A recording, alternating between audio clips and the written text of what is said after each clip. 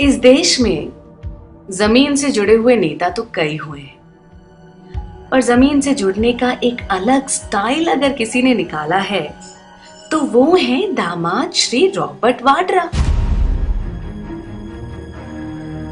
अब वो जमीन किसी की भी हो, सरकार की हो या गरीब किसान की, वो उसे अपने नाम करा ही लेते हैं, या यूं कहिए कि अपने हिसाब से उस जमीन से जुड़ जाते। भाई हमारे देश में भाई भतीजावाद तो काफी देखा है, पर रॉबर्ट वाड्रा ने एक नई परंपरा शुरू की है, दामादवाद की। गांधी वाड्रा परिवार के दामाद को सारे गुनाह माफ है, पर उन्होंने ये सब किया कैसे, जरा ध्यान से सुनिए। लैंड सीलिंग एक्ट से शुरू करते हैं। इस एक्ट के अनुसार कोई भी नागरिक हरियाणा में 54 एकड़ और राजस्थान के रेगिस्तानी इलाके में 175 एकड़ से ज्यादा जमीन नहीं ले सकता। पर किसानों की जमीन का रस कुछ ऐसा है कि दामाद श्री की इतने में ही प्यास नहीं बुझती। उनके नाम पर कितनी एकड़ जमीन है उसका हिसाब ही नहीं। जमीन के लिए जमीर बेच देते हैं और उफ तक नहीं करते।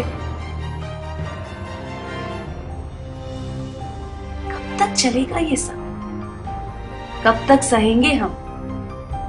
कब तक माफ करते रहेंगे? अब नहीं, इस बार नहीं। इस चुनाव में मैं नहीं माफ करूंगी। इस चुनाव में हम नहीं माफ करेंगे। जनता माफ नहीं करेगी। पर दामाद श्री ये अकेले कैसे कर लेते हैं? अरे अकेले नहीं करते ना।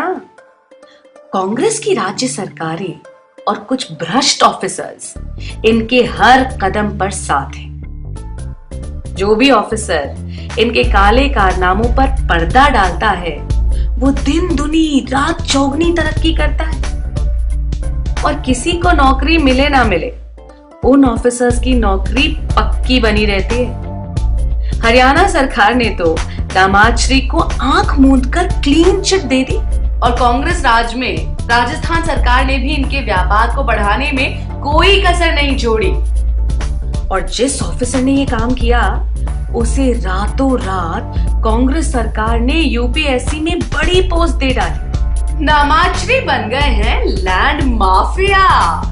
इन्हें हरियाणा और कांग्रेस की राजस्थान सरकार ने माफ किया। कब तक सहेंगे हम? कब तक माफ करते रहेंगे?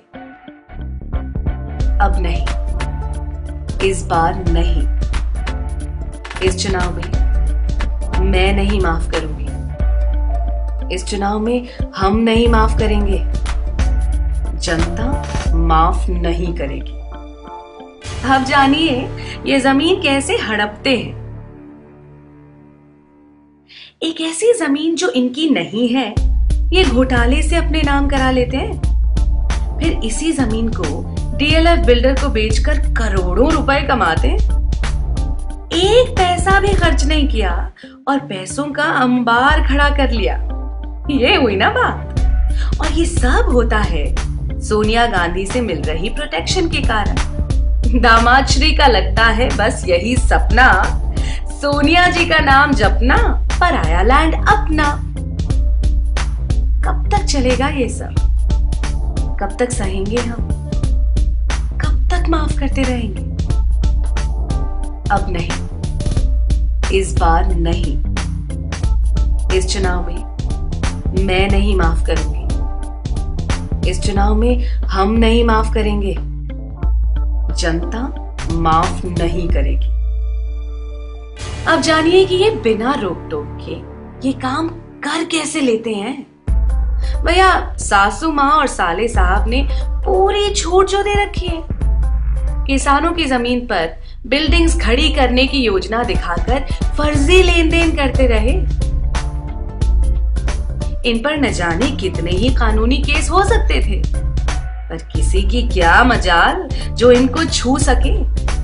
अगर इन पर केस बनाए जाएं, तो इन पर आपराधिक कार्रवाई की जा सकती है और इन्हें दंड दिया जा सकता है, पर ये सजा नहीं होने वाली। भाई परिवार से हैं, इतना तो हक बनता है। दामाद रहे आबाद, भले किसान हो जाए बर्बाद।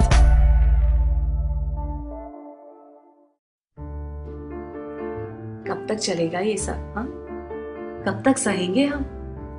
कब तक माफ करते रहेंगे? अब नहीं, इस बार नहीं। इस चुनाव में मैं नहीं माफ करूंगी। इस चुनाव में हम नहीं माफ करेंगे।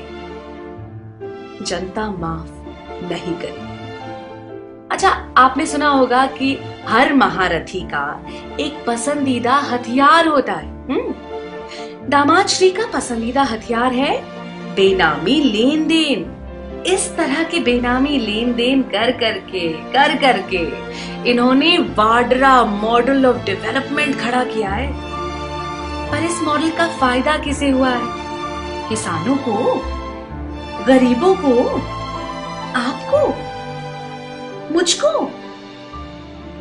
अरे नहीं, दामाद श्री को।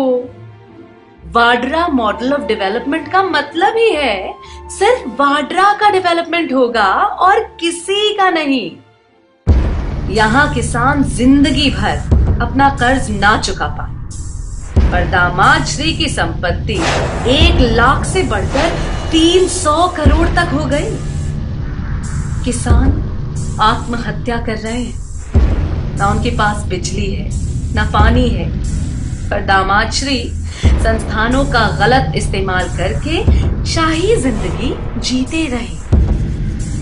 कब तक चलेगा ये सब? कब तक सहेंगे हम? कब तक माफ करते रहेंगे? अब नहीं, इस बार नहीं।